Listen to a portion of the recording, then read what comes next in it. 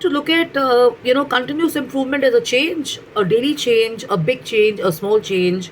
A continual improvement or small incremental changes will actually amount to the big change and stuff. Okay, so there's an example here which was of an editor. He says, I had only written one kind of content, and I had to transition into the next phase of my life. And now I find that as I've kind of expanded my horizon and I've kind of gone into more content, which is not my kind of a content and stuff, I'm actually finding myself more actionable and stuff like that.